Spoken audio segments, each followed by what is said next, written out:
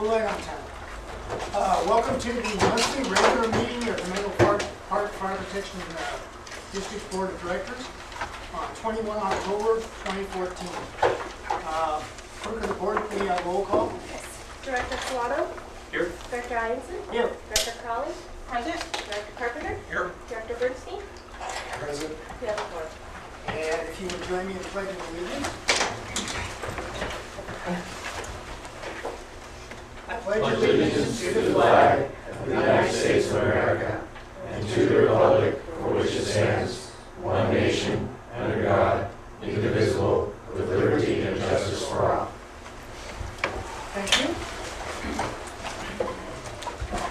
That brings us to reportable action from closed session. There was no reportable action on items 1 and 2. On item number 3, we granted Captain Bill McFarland's disability retirement. That brings us to public comment number 2, which means that the public can speak on anything that you pretty much feel like. I've done the public comment. Okay? That brings us to presentations. Is there someone here from Cafe Zoe? Kathleen is not here, and I think Steve has just texted her. Well, if she doesn't, we will make sure that she gets it. Oh, this might be her right here. Director Hudson, do you want me to give the benevolent report? Would you please? Hi everybody, Chris Settenbaum, Menlo Park Firefighters. I'm the medic on Engine 2 right now. So we have a few things to report on. Going back a little bit, on August 9th, we participated in the American Cancer Society Relay for Life. Captain Keith Slade kind of headed up the association's side of the effort. As you know, he has a personal connection with the Cancer Walk. So, and the fire district supported us by rotating engine crews through, which was great. Association donated dinner, which we provided for 100 plus participants and support folks. Bob Block and his wife cooked dinner, which was awesome. So we appreciate that. It was a great event. On October 4th, we provided approximately 800 people with breakfast for the 2014 Pancake Breakfast and District Open House, which, as most of you know, is a team effort that incorporated a lot of different entities. So that was the Fire District, the Firefighters Association, the Junior League of Palo Alto, Mid-Peninsula Chapter, the Stanford Park Hotel, and many other local businesses. We ended up raising $9,000 for the Elise Ann Rouge Foundation, Burn Foundation, which was great. John Johnson obviously led our effort there, which was awesome. And we really appreciate the spirit of cooperation there as well. Earlier this month, the district allowed us to wear our pink uniform t-shirts in support of Breast Cancer Awareness Month. A portion of each t-shirt that we sold went to breast cancer, and we ended up donating a total of $215 to breast cancer, which was good too. And coming up on the October 28th, we have the 2014, so that's from 9:40 to 10:10 in the morning. The 2014 Peninsula Firefighters Burn Relay will be passing through Menlo Park. Starts at Moffett Field, ends in San Francisco, and along the way they pick up the checks that where we've raised money. So we'll be presenting a check for the pancake breakfast on that day. Coffee and donuts will be provided. The district has agreed to provide an engine in support of the event as long as there's no coverage issues. So we're looking good for that. So thank you very much. We appreciate it. Thank you.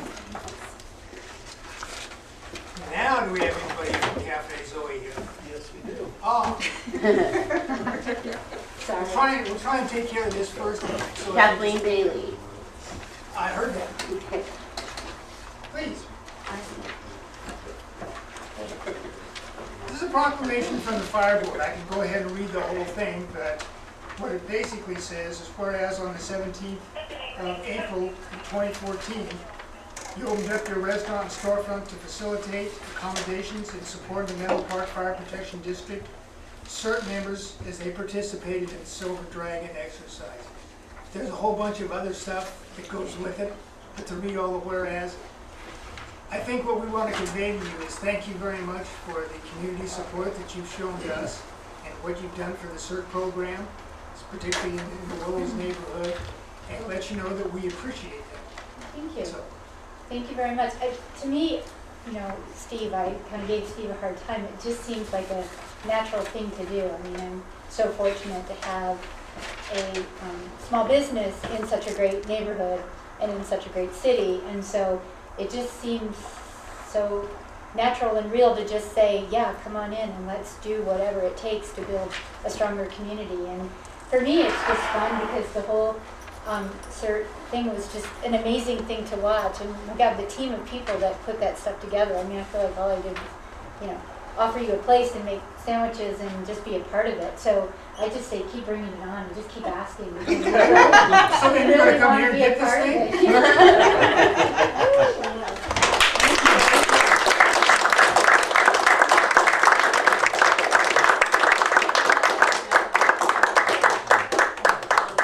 So I expect to see that hanging up when I It get there? will be there tomorrow morning, I promise. So will I.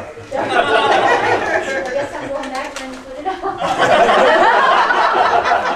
Thank you. You're welcome. Thank you. Thank you. And thank you for your support. Yeah, no, thank you for asking me, okay? There we go. Steve, thank you so much. Okay. Go Giants, 5-0. I don't want to know. It's not the end yet. I know. So that brings us next to a presentation from LAFCO, and I believe that has to do with Martha. Yes, thank you. Good evening, honorable members and legal counsel and chief, members of the public and personnel.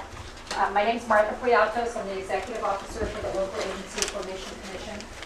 And I have been asked to come and explain what the annexation process is. And it's really specific to an area that the district responds to that's not within your jurisdictional boundaries. So in light of what's going on this evening, I tried to prepare something that's very succinct and clearly explains the issue at hand and what the LAFCO process is. So LAFCO is the Local Agency Formation Commission. There's one in each county of the state. It's an independent commission that has jurisdiction over the boundaries of cities and special districts. And as an independent commission, there's 2 county supervisor members, 2 city council members, 2 independent special district board members, and 1 public member. And the second part of the handout is an explanation of who the LAFCO members are. And on your agenda tonight, you actually have an item that addresses appointing a special district member to LAFCO for the term that expired in May. What I've prepared for you is a map out of the GIS system that shows the boundaries of the Menlo Park Fire Protection District in blue along Alpine Road. And then it shows in green the unincorporated areas that are along Alpine Road that are in the jurisdiction of what's called county structural fire. So in San Mateo County, we're actually very fortunate because all of the county is either included in a city that provides fire protection, an independent special district that provides fire protection either in a city or a combination of city and unincorporated areas, or what's called county structural fire. So it means that out of the 1% property tax countywide, there's either revenues going towards a city that's a fire protection agency, a special district like yours that receives between 15 and 17% of the 1%, or county unincorporated structural fire, which only receives about 7%, but at least there's revenue that's designated for fire protection. And as you know, San Mateo County has a very comprehensive plan for move up and cover and mutual aid, so that regardless of the location or jurisdiction of an incident, the nearest available engine is going to be responding. And what that means in most cases is that there's a reciprocal relationship, and typically when one, especially in the central part of the peninsula, when one agency responds to one incident, more likely than not, in the future, that neighboring agency is going to be responding to an incident in that neighbor's jurisdiction. The reason that I'm here tonight is what became evident when LAFCO prepared a municipal service review and a study of the district of both Menlo Park Fire, Woodside Fire, and County Fire, is that the area along Alpine Road is, even though it's in county structural fire, and that's what funds that area generates property tax to county structural fire, the nearest stations and the first responder is probably, I think it's safe to say 100% Menlo Park Fire Protection District. And so there were some incidences that took place in the weekend acres along Alpine Road where residents became aware of the fact that they were actually receiving service from Menlo Park Fire Protection District, but they were not contributing property tax. And so the whole issue of annexation came up. And so what I've done is I've prepared a map for you that shows the area in question, and it identifies streets to give you a little sense of place. And then I've outlined a very basic LAFCO process. So the annexation process first would indicate that there would be some discussions between Menlo Park Fire Protection District administration and the county as the administrator for county structural fire about how would this arrangement work if there were to be an annexation, and what would the revenue transfer be for that. And what's kind of just on the table is the distinction between, say, Woodside Fire and Menlo Park Fire, which received between 15 and 17% of the 1% property tax. County structural fire only receives 7%. So that's I think what would probably be on the table in a discussion with the county. Once those discussions take place, if it's determined that the board would like to move forward with an annexation application, the board would adopt a resolution of application to LAFCO that would include a plan for providing service and would be submitted to LAFCO along with fees. And that would trigger what's called the property tax exchange negotiation. And negotiation is a loosely worded phrase here because revenue and tax code, number one, because there's only 7% that the county structural fire receives, but also because revenue and tax code dictates that counties negotiate on behalf of special districts when it comes to annexations. But they must, but that requires that they give the district the opportunity to participate, or that there's notice. And so I think just good government would mean that there would be a true discussion and negotiation. If there's agreement and if resolution of property tax exchange is adopted, then LAFCO can place the annexation application on an agenda with public notice.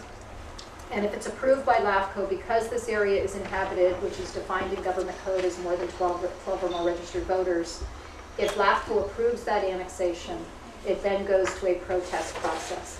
And the protest process dictates that the residents, the registered voters within the annexation area, can submit protest. And if less than 25% submit protest, LAFCO orders the annexation. If between 25 and 50 submit protest, there would actually be an election. And if 50% or more submit protest, it would just terminate the annexation. And that, what I also have provided to you is just a note that the fact that this is a defined area with the defined assessed valuation, what you would want to do as you begin a discussion like this is to get updated data on what the assessed value is, and then extrapolate from that what's the 1% value, what's 1% of that, and what would 7% of that be, because it's a fiscal impact to the county, and it's also a decision for the board about whether or not this is something that merits action.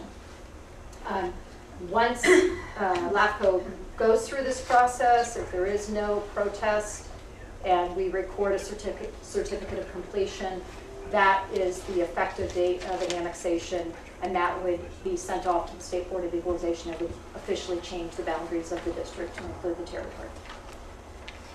I don't know if I covered everything that she hoped we covered, but Yes, you did, Martha. Thank you. Yeah. any questions? Yes. When you say county fire, who are we talking about? So the County of San Mateo County Manager's Office administers what's called the County Structural Fire Fund. So even though the county contracts with CAL FIRE for service. And so when we say negotiating with the county, it is the county administrator or the county manager that manages that contract. that's who you would be approaching. And it would actually be the Deputy County Manager, Peggy Jensen. Okay. So then the other question is, we talked about that if they decided that they want to annex that, is it necessary or mandatory that there's a tax shift? There are some situations where there are negotiations where there's an agreement, there will be an annexation with no property tax transfer whatsoever, and that's called the zero property tax exchange. And that is typically done, however, when there's no transfer of service responsibility. So if it were determined that the district just desires to formalize their service area without a property tax transfer, it would still be necessary to have a resolution of zero property tax transfer. Would that still trigger a vote by them to become part of our? It's not the property tax transfer that triggers an election. It would be adequate protest, meaning more than 25% of the registered voters in that annexation area. And so that's the area that's shown in green along Alpine Road. And then I guess my last question was, if there was an election, who pays for that, us or the county? That I would have to check in the code, but I believe it would be the district. It would be obviously a mail ballot election that would be conducted by elections, but it would be not as scary as some of the big election costs that we see. Hopefully.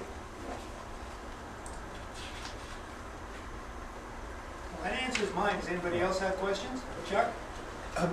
The fact that Cal Fire the structural fire gets 7%, is that just a historical artifact? Yeah, and I sometimes call the property tax shares post-Prop 13, no good deed goes unpunished. But basically what happened with Prop 13 was, prior to Prop 13, all of the entities had the ability to levy their taxes. And the reason Prop 13 was brought forward was that in some areas, people were just being taxed out of their homes. So because the county had a very fairly low level of fire service, I think at the time there were 3 stations and some volunteer stations, the levy that they had was very low, so they got a low share of the property tax. And so it's really kind of something they inherited in terms of what they were taxing before Prop 13. I don't want to sound greedy or anything, but I'm just trying to understand, would the district have the option, if this area were annexed, could the district request or require the 15 to 17% of the 1% in lieu of the 7%? Well, the district, I mean, that's the meaning of the word negotiation is the county has 2 buckets of property tax revenue. One is, well, they have several. They have a library fund, they have county structural fire, and then they have their general share of the share of property tax, which varies depending upon what city they're overlapping or what set of districts are overlapping. The county has discretion to give up the 7% in some of the county general structural fire, but I think that county's general property tax share. However, I think the county would really look at what's the designated revenue for this purpose, and since we're not spending any more now, why would we spend more in any case? Is it ultimately the county's choice, though? It's a discretionary act. So even annexations to cities, like if you have an annexation application to annex all of West Menlo Park to the city of Menlo Park, academically speaking, if the city did not agree to the property tax exchange or the county did not agree, that application would not move forward. So it's discretionary. So the county has to agree for this to go forward? Yes. Any other questions? Thank you. Sure. I'll email this to you. You can post it next week. Okay. Thank you. Thank you. Good night. Good night. I'll leave that with this back. Thank you. Try to see you at the gym. Bye-bye.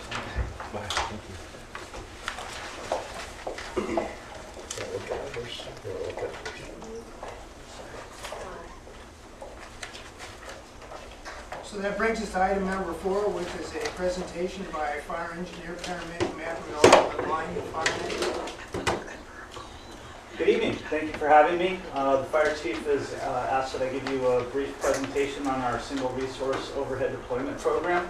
I've got a short PowerPoint, it'll take 5 to 10 minutes. Chief Ferroni is going to pull it up. Dim the lights a little, maybe, Chris.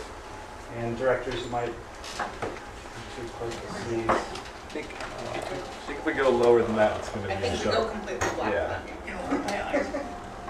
Don't take them out, please. All right. Movie time. That's great. So once again, thank you for having me. We had a great summer with deployments. We're really ramping up this program. I absolutely love this photo. I think it's one of the best photos of the season. This was not taken by me, believe it or not. But this is the Oregon Gulch Complex when it was just erupting. I won't read off slides to you, but to summarize, we've become more and more active each year, sending guys out, EMTs, paramedics, single resource overhead for these large-scale incidents. We've had tremendous support from the fire district, from the fire chief, from Chief Ferroni, the battalion chiefs, the administration, and I like to say we're getting better and better at this, and we're getting more actively involved each season. We support both CAL FIRE and the Forest Service. So we receive support from the fire district, administrative support services, a lot of behind-the-scenes work done by Gene Fariba, John Hitchcock, Chief Ferroni, Chief Schappelhoman. A lot of stuff happens in admin to support us while we're in the field. The four-wheel drive vehicles, and we have a cache of Fireline medical gear. And then, of course, staffing support and our backfill while we're gone. There's several benefits to the fire district. I'm just going to sum up a few. Hands down, it's just tremendous experience for the employees. Going out there, I just can't put into words the experience we gain while we're out there. You know, I like to say that you learn ICS in the classroom. You take ICS 300, 400, you learn all about ICS. You live ICS on these fires. Day in and day out, you basically live ICS in large-scale incidents. So we can come back and we can pass on some of that information to our coworkers during drills, on calls, but we can bring something back to improve our fellow coworkers. And through our F-42s and working with John Hitchcock, we're reimbursed through Cal OES. I also believe there's a tremendous benefit to our community, and it comes in the form of our experience and what we're learning out there and what we can bring back here. You can say our field medical skills improve. We're learning how to handle large-scale disasters much better. I often think back, if I knew then what I know now about the plane crash on Beach Street and the area command that Chief Ferroni set up, having now gone on all these deployments, I would have understood that situation much better. But you're working very closely with branches, divisions, and groups. Very specifically, you're working day in and day out with division group supervisors, and it's a great experience. And this is really what it comes down to, is these deployments just make us better at doing our job back here. I can say that every time I come back from a deployment, I feel like I am now going to serve our citizens better based on the experience I had out there. And I'm sure the others would agree. And again, we're part of the fire service. Whether we're a structure department, and we don't do much wildland, but we are the fire service. And so we are making a contribution to the fire service and the statewide mutual aid system. And again, there's citizens of other communities that need our help in their time of need. Look what happened to the little town of Weed this year. It was just devastating, and what those people lost. And again, we're out there helping our fellow firefighters. We may not work with them day in and day out, but they're firefighters in the fire service, and we're providing assistance for them. And actually, this is kind of a quote I stole from Chief Schappelholm, and he somewhat said it's just the right thing to do, and I really believe that's true. I think his words were, it really makes sense. 'Cause, 2 years in a row now, I've had water tenders off a cliff. Those things just tend to roll off mountainsides. But we have some great employees here, some very experienced employees, and we can put a good product out there. We are putting a good product out there, and we're getting really good feedback from the medical unit leaders, from OES, from our division group supervisors. They're really happy with the work we're performing out there in the field. You know, Menlo Park Fire, I truly believe that everybody here really prides themselves on excellent quality service at all times, whether we're running a medical aid, a structure fire, and that carries out to our wildland deployments. We take this very seriously. We go out there and we do the best job we can. You know, we may not always get great assignments. Sometimes they're pretty difficult. The hours are long, the work is hard, it's dangerous, but we accept the assignment we're given, and we do the best we can and we complete it. And like I said, we're just getting great evaluations back from the medical unit leaders as well as Cal OES. So I'd like to say we're representing the fire district very well out there. And I will say, it's no walk in the park. This is tough work. I've never been so tired, never been so beat up as after a few shifts out there, especially Forest Service fires, where you're working, they say it's a 16 on, 8 off, but I can tell you it's a minimum of 18 hours and sometimes even longer, and you're spiked out, you're out there every single day for 24 hours. Cal fires are 24 on, 24 off, but it's not really 24 off. So I guess what I'm getting at is it really is no walk in the park. It's hard work. Tough terrain, steep, driving's dangerous. You really have to be heads up. What's great about these deployments is you get to incorporate a lot of different skills. You're not just out there as a medic. You're doing a lot of map reading, GPSing. I've served as lookouts. I've served as human radio repeaters, shuttling people around. You get to do a lot of different stuff, so it's very unique in that aspect. And you're always coming up with a plan with your division group supervisor for a worst case scenario. This is really where the weight of this falls on you, is that they look to you to really have a good plan in place if someone gets hurt, how you're going to treat them and how we're going to evacuate them. And you know, we go to structure fires here and we've got a RIC team and a battalion chief and an ambulance close by and hospitals close by. We've got really solid plans in place, and I think we have a good plan to take care of somebody if they get hurt at a structure fire. Out at these wildland fires, you're incredibly exposed, a long way from help, a long way from hospitals, and if those helicopters can't fly because of inversions or winds or smoke or whatever, you could have a real serious situation on your hands very quickly. That being said, recently, within the last few years, this REM team, this REM module came into play. The best way to put it is think of it as RIC for wildland fires. I really believe that's what it is. It was created by Captain Scott McKinney from Sac Metro Fire. We're all pretty familiar with him, working through the USAR system. Brilliant guy.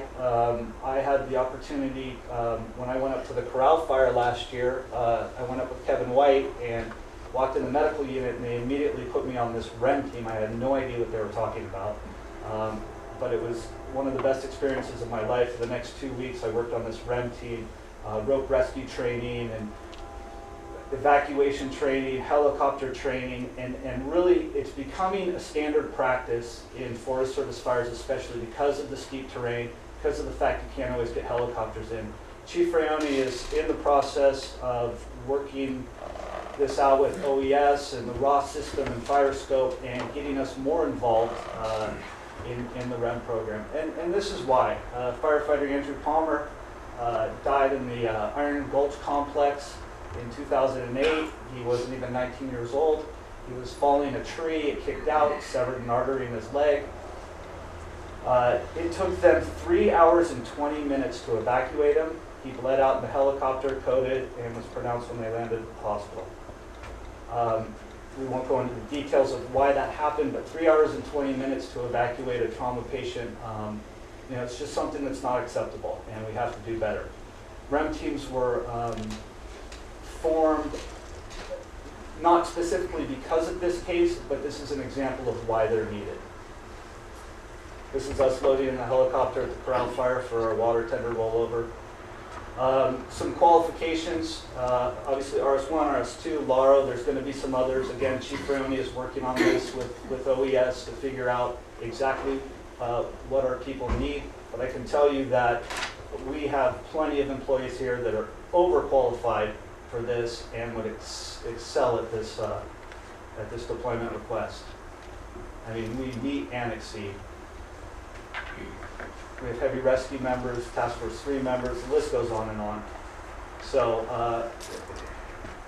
we'll stay tuned to what Chief Frioni comes up with in terms of REM.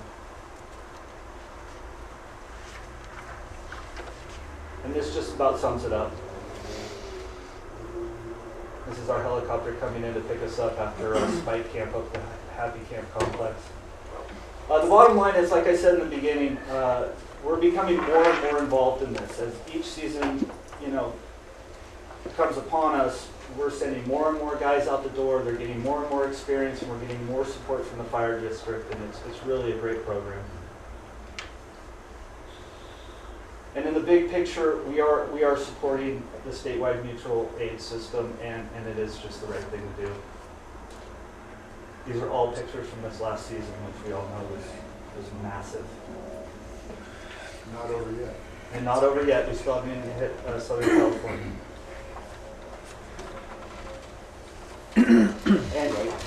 And remember, our contribution to the fire service also means that they know we're out there now. They know we're a team player. Our name is out there. Every time we go to a fire, we hear, "Hey, I took RS1, RS2 from you guys." And so they're seeing us out there. They know we're a player, and we're participating. We're helping out. Should it come that we ever need help, they know that we're a participant in the system. Thanks for your time, and any questions? Any questions? Go ahead, Peter. I was just curious how many other paramedics like yourself were out there with you at one time? From Menlo Park? No, just in general. It depends on the size of the fire. What they're getting at right now is basically they team up a paramedic and an EMT together, and they try to put one team in each division of the fire. It depends on their resources and what other fires are going on and what orders they can and can't fill. But, let's say you have, 2 branches and 8 divisions. They're going to try to have at least 8 teams, one per division, so you're working for one division group supervisor. Sometimes as they combine divisions, they'll shed some of their overhead, send them to other fires, and you'll now cover 2 divisions. As the thing winds down, I've covered entire branches before. So there might be 15 or 20 of you from a variety of agencies all at one time? We get multiple requests every day for paramedics and EMTs in the heat season. We get multiple requests coming through to fill positions all over the state. So there can be hundreds of them out all over the state. To give you an example, when I was at the Happy Camp complex, my last deployment, I want to say there was maybe 30 to 40 EMT medics total. Then I went to the Cape Fire, and I want to say there was maybe 50 or 60. So maybe 30 teams or 20 teams. But those are big fires. I've been to some where there was 6 of us. It just depends on the size of the fire. And is each team, is there an overall management for paramedics? Yeah. Or are you assigned under each team? So the fire line medics and EMTs, we work for the medical unit leader. So there's a medical unit leader, so he's kind of the boss and usually there's 2 of them that sit in their yurt, and they're basically the medical IC. They work under the logistics section, but really they work for safety. But in terms of ICS, they fall under logistics. Then it goes to the medical unit leader. Then he kind of runs the show with all of us, puts us in divisions, moves people around with the T-card system. We report back to him ultimately at the end of our shift, but in the field we work for the division group supervisor in our division. Thank you. Very interesting. First, Matt, I just want to take the opportunity to thank you and your colleagues for what you do. And second, I'd like to just talk a little bit about a big concern that I have. Historically, every 10 years, we have a major loss of life in wildland fires. And almost invariably, it's a situation where weather conditions change, people don't have escape routes, etc. And I'm concerned because not just you, but when we send out strike teams, for example, we've got people going from an urban environment into an environment that they have not got a lot of experience in. How good a job do they do in going over the standing orders with you and giving you weather briefings and things like that? First of all, your concern is valid. It's a whole different battle out there than it is here. What I can tell you is the dangers are very real. The risks are real, especially with weather, terrain. There's so many different factors out there that we don't have here. What I can tell you is I would say the safety aspect has gotten much, much better over the years. Unfortunately, in light of these fatalities, these incidents really slow down now. I think that's part of the reason they get so big, is because the Forest Service especially is really taking a very defensive, non-aggressive Not approach. direct attack like you used to. Exactly. Direct attack, I'll tell you, they're taking fires now. It's interesting. They're taking a wildland fire and they are building the most giant box around it. And all of their tactics are indirect tactics, especially with helicopters, with hotshot crews, with smoke jumpers. They're really backing off because of things that have happened. Because, again, a life is not worth the tree.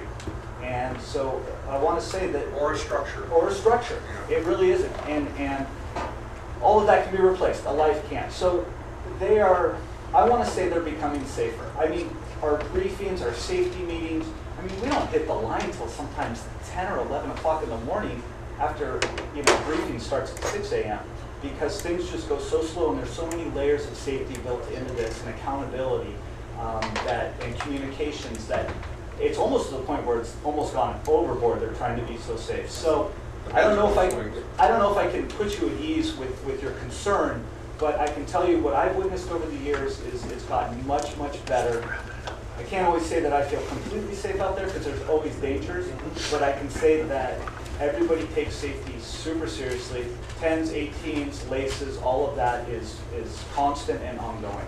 Well, the common element of all of these multi-fatality incidents is fire weather. Correct. How good a job do they do in the weather briefings? The weather briefings are very, very long and thorough and reviewed again and again and again, from briefing to division breakout to, once you're down on the line. And constantly ongoing, they'll come over the radio with emergency traffic with weather changes. But this season, we saw a lot of crazy weather. I mean, stuff, I'd be looking up and go, wait, they didn't talk about this in briefing. And then you hear the radio start crackling and they're pulling people off the line. And they're not hesitating to pull people off the line. At the first sense of something going wrong, they're bailing. Well, at King Fire, for example, one night went 10 miles. Yeah. No one's ever seen a fire There's like go that fast. 35,000 At acres night. in a 24-hour period or something. Well, thank you very much. That's very reassuring. I'm glad they've upped their game. Yeah. Because I think it's a real challenge to take urban firefighters, drop them into that environment, and make sure that they're operating safely. I agree. And particularly when they use them for structure protection, because almost by definition, structure protection is going to be one way in, one way out. Yes. And escape routes, under those circumstances, are questionable at best. You really have to be heads up. You really have to be on your game. And what it comes down to is you really got to want to be out there. And you have to take it seriously. And I know that people go on these deployments, they want to be out there. Okay. So I hope Thank I you very answered your much. question. Thank you for what you do. Thank you, Matt. Thank you. Appreciate it. Thank you. Okay, item number 5. We're going to talk about a presentation from Fire Engineer Kevin Brandon. So we move from the wilderness to the urban environment. Both paramedics. Yes, Speaking of the diversity that. but they're paramedics. Menlo Park That's okay. paramedics, that's right. Go for it.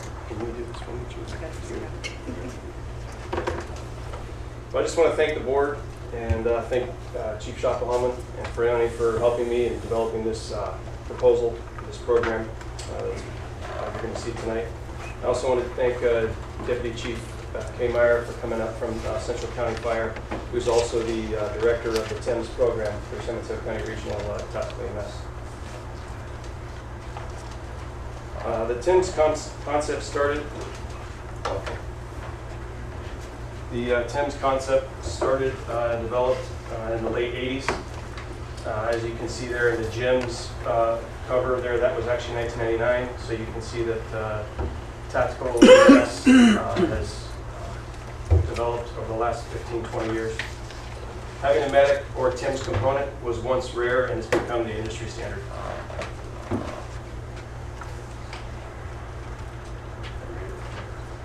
Go ahead and read for like a minute there. Will both of them down or just? No, that's probably good. Through after-action reviews and case studies, it became apparent there existed a large void in patient care, which resulted in increased mortality rates.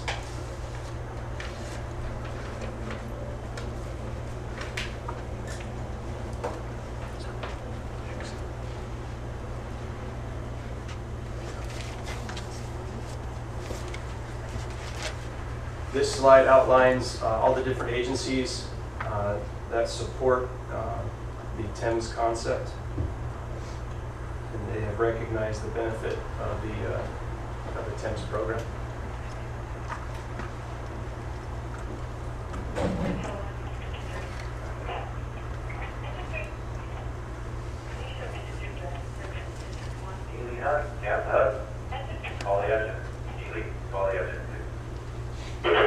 San Mateo County has 4 SWAT teams: Daly City, North Central Regional, San Mateo County Sheriff's Office, and Redwood City. And the Redwood City team consists of Redwood City, Atherton, and Menlo Park. The County Regional TIMS team supports all 4 of those teams and several federal agencies, including Secret Service, FBI, and ATF and Gang Task Force as well.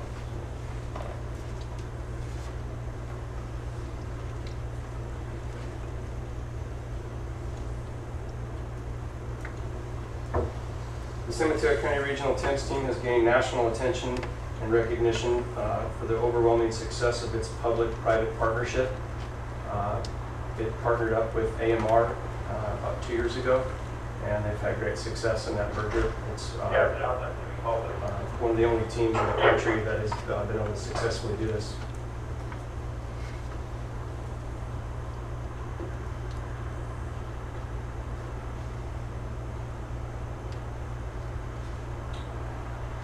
This year, I believe the team for the county is up to about 45 call-outs for the year.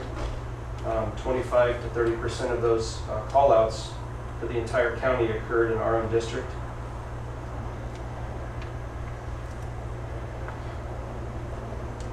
Those are just a few of the benefits, the many benefits that we gain by having resources in our own district, and that it's invaluable not only to law enforcement, but to the citizens.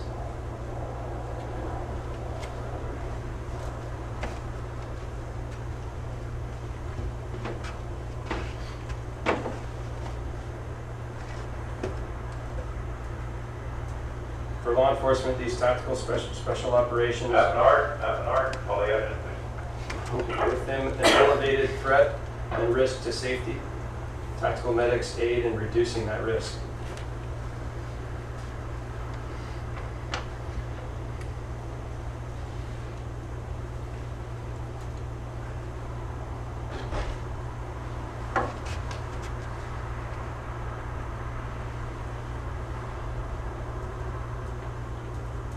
A TIMS component affords law enforcement and our community earlier medical interventions when time or delay in treatment directly affects patient outcome.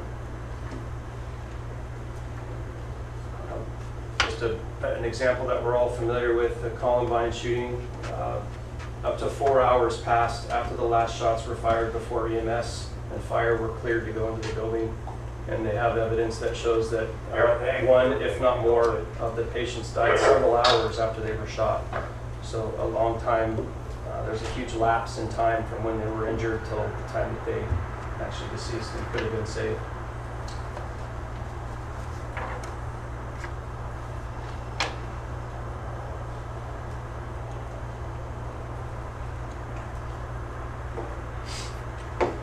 for the safety of our citizens, ourselves as first responders, and to our local law enforcement, I ask the board to support this program.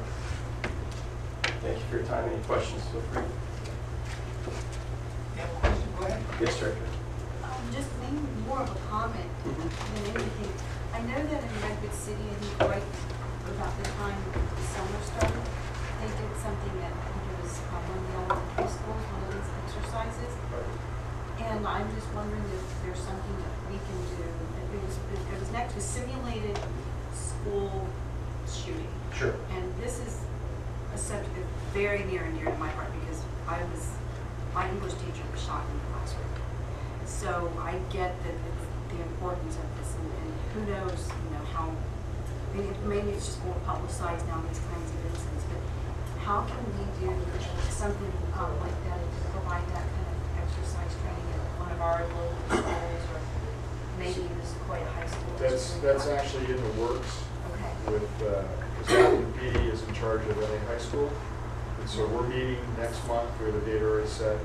Chief Rioni will be there, but they'll be there with their staff as well, and the whole PD and others talking about an exercise that we can do specifically related to county protocols that we're trying to follow. And, what segues here is having, whether we have Matt in the wilderness or Kevin here in an urban or tactical settings, having medics that are involved, as you mentioned, in both cases, which you heard in both presentations, this delay of response is why people die. So in this particular case for schools, obviously what we need to make sure is that paramedics are safe, and through the model that we're proposing here, there's different ways that we can engage with an existing county team and have our people involved with that, which will only help us get better if we have an event like this. So are we familiar with the various school districts' protocol for some, God forbid, something like this happening? Well, Yes, we are. Yeah. With the big five. Worked with four school districts. There's over 60 schools. Well, we have over 60 if you include preschools all the way up to college. Most Right. 35 of those are preschools and daycares, but yeah, there's a lot of potential, and that's San Mateo County School District developed a big 5 emergency action plan for all schools to follow, and it's integrated into the post-action with the paramedics and the TEMS teams. And we're implementing that right here, having the TEMS team and the experience they bring to us and the education they provide to our players make our folks that much better. And using his experience, what he brings from his knowledge to help put together this entire school process with Menlo Atherton Police Department, Menlo Park Police Department, Sheriff's Office, and CHP, and this TEMS team, is we're going to build our own instant action plan right here with the experience and knowledge that he's garnished from it. Well, when I was first elected, I believe one of the first or second conversations that we had was involving not only SWAT or HRT or hostage release team, but myself as being a retired federal agent, I was part of a SWAT team with the DEA and the FBI. And I had spoken to the chief about this, and he said that we were on board relative to it, and that we did participate in the county program. And you guys have done an excellent job in the coordination of this. I mean, I go back to the 70s when the square wheels with the dinosaurs, but it's exemplary that you provide not only this service, but to the county, and the county being the centralized SWAT team for law enforcement with the contributory agencies, and to have fire involved too is outstanding. So well done, Chief. Thank you. Actually, I give these guys the credit, but I think to your point, having fire involved, fire needs to be involved. That's why we're willing to participate. We'll probably have one more person. Kevin's the first. To Kevin's credit, he did some things on his own. Then we shared part of the responsibility. Now we're here to make it a fully district-supported program. And as Frank said, it would integrate and help us in different areas. So, fire needs to be involved, because when fire is not involved, bad things happen. And we're there too for law enforcement. I think you know that. But the reality is, if a law enforcement officer is injured, that they can treat the law enforcement officer. It's not always for the victims. It's also for those officers that go into those units. And I keep beating the drum with some of our local law enforcement, I think they're getting it, but, you know, to not have us be nearby, to not have us have a plan, to not have us in a command structure, bad things can happen real quick. And we've seen that over and over again. And like you talked about the pre-medical JPA, which I sit on that board, and that AMR has assigned a group to be the support or transport for the organization, for your select group. So This integrates us into everything works well. It's all in one. I really thank you guys for that. We're fortunate enough to have Chief Kmeyer, the lead of our Thames team in the county. He's not only a lead for our team here, but he's a lead in the state and the development of Thames and across the nation. And his experience is tremendous to helping us. Well, thank you.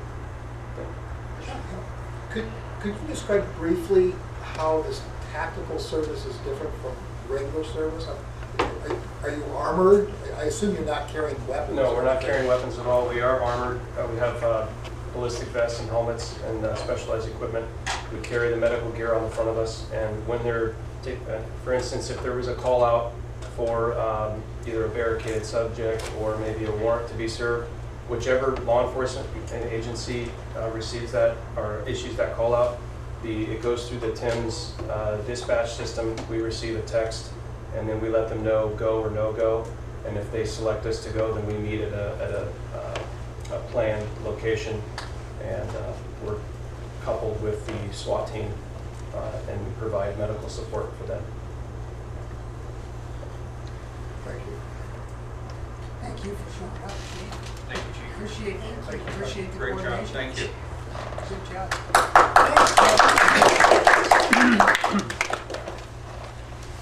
I support it. That's what we're looking for. I didn't hear any no's, so that's a good one. Yeah, it is a good thing. Chief, I have a question. I'm assuming that some of the tactics that are relevant just in our ordinary semi-urban environment. I mean, there are calls now where there's some danger, there's some potential shooting or something of that sort. Sure. So that just our own district agency could make use of some of this training. That's very correct. In fact, if you caught the one statistic, 20 to 30% of the activities here in our district. So, that's one of the reasons also to be involved, but your point is well taken. We've always known in terms of threat protection that we've had a higher occurrence of issues and events here than anywhere else in this county, and sometimes back in the late 80s, early 90s, equal to large cities in the entire United States. So, it's gotten better, but certainly there's an element of risk in these communities that we work in. Depends on the situation, time of day, gangs, different things like that. So integrating people into the structure with law enforcement keeps us both informed, and to your point, allows us to train with their experience other employees in the district so they do a better job. I mean, I think both the presentations here tonight are really allowing us to have a better, more experienced paramedic, which is about 63% of our work. It may not always be trauma, but for situations where there is trauma, the medics that we have will be more than up to the task based upon not only their involvement, but the involvement of others. So you're absolutely correct. This helps us here at home. I don't know if you saw the story, I think it came out yesterday, where PG&E has reduced its installation price for putting ShotSpotter technology on its poles and things like that. Yeah, for San Francisco. Yeah, and I was wondering if we'd made our antennas available for that kind of technology and so forth. East Palo Alto is the only fully covered jurisdiction in the United States right now. And Menlo Park at one point was looking at also having ShotSpotter technology. I don't know where it is today. We had asked to be a partner in that for various reasons that make sense to us as well. So I can follow back up on that. But to me, it would seem counterintuitive that PG&E would charge it all. We should actually let the ShotSpotter devices be located wherever we need to put them. And they don't need our locations. They typically put them all, they blanket them all over town. So they haven't needed anything the fire districts had, except for, I think there was, at one point, there was discussion about putting one on Station 2, but I haven't heard of that in a while. So they obviously have coverage from other places where they're located, but it would seem the community benefit to a price of 0 would be a better number than any charge. Well, see, I mean, one of the one of the cost disputes on Station 2, I think, was the bulletproofing of certain components of the structure or something. So I think if we're operating at that level, it seems like we ought to be cooperating with Yeah, law and that's, enforcement. threat protection, in protecting our employees is, one of our most important items.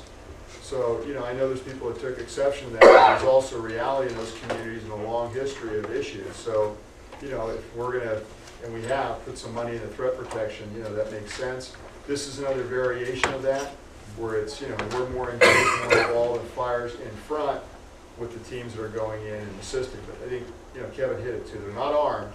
I don't want anybody to think we're running around carrying guns, but we're there at the tip of the spear where the activity is, which is where you can save lives. I had just one other comment, it's sort of one of those crazy comments, but this discussion has actually, believe it or not, come up in some CERT meeting discussions where we're as a CERT volunteer, we're learning how to serve the community in certain situations, but many residents have the fears that in certain situations, some sort of volunteer law enforcement structure will need to be put in place. And it never goes very far because it has echoes of, vigilantes and posses and all those kinds of things. But it's something that concerns people when it comes up. And I'm just mentioning it to you. It's just a concern that many people have. I've heard it over and over again. But again, we're not law enforcement. Right? Okay, Kevin, thank you very much. Thanks, Jeff. Thank you, Chief. Good job. Thanks, Jeff. All right, that brings us to reports and requests. President's first. Just to let you know that the Director Bernstein, the Chief, and myself went to the Boulevard General Plan last Thursday. Interesting things going on over there. As they come up, we'll pass those back and forth. And the Chief and I had our monthly one-on-one, so we're good. How about any requests or reports from the directors? Go ahead. So, I was at the Board of Supervisors meeting on October 7th to help with the Girl Scouts do their presentation for Pulse Point and roll that out throughout the county. And they recognized Chief Chapel-Homan and Chief Skinner, who is the head of the County Chiefs Association. President. Yeah, the president. And so hopefully next month, the Girl Scouts will do a little presentation with them countywide. And they're actually from the Willows neighborhood in Menlo Park, so that's been great to be able to work with them. So far, so good. So we'll see what happens. We're just looking for a little more funding. And I actually had a chance to complete my CERT training on Saturday at Station 77, which was great. I think there was a lot of enthusiasm from other participants throughout the fire district, and pretty much from every jurisdiction, East Palo Alto, Appleton. So it was really, really great.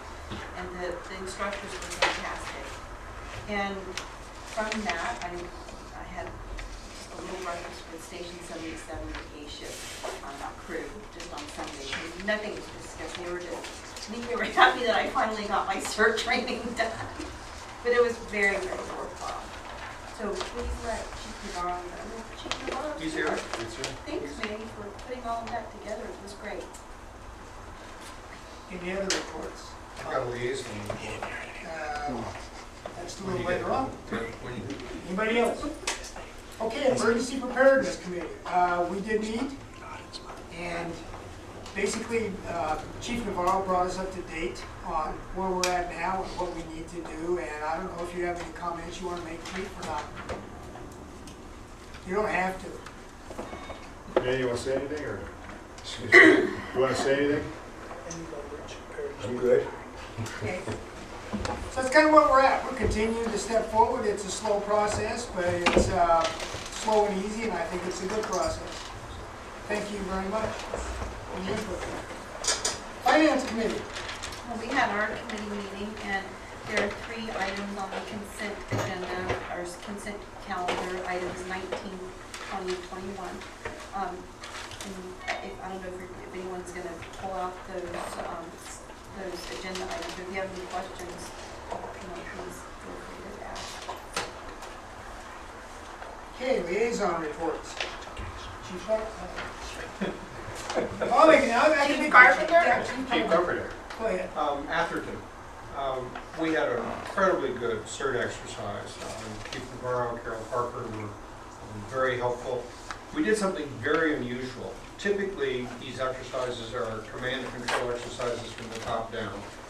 And the ADAP group, which is the local, the CERT designation for Atherton volunteers, we had a real big debate over 4 or 5 months about, was there an alternative?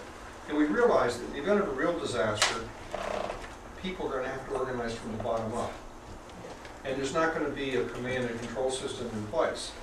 And so we took a small neighborhood in Lindenwood, and we basically set it up and said, okay, you're going to self-activate, and the assumption is that there's been a big earthquake, and you need to take care of yourselves, take care of your families, take care of your neighbors, and set up a command center. And then it will coordinate with the outside world when we find the outside world. And I just think it went just remarkably well.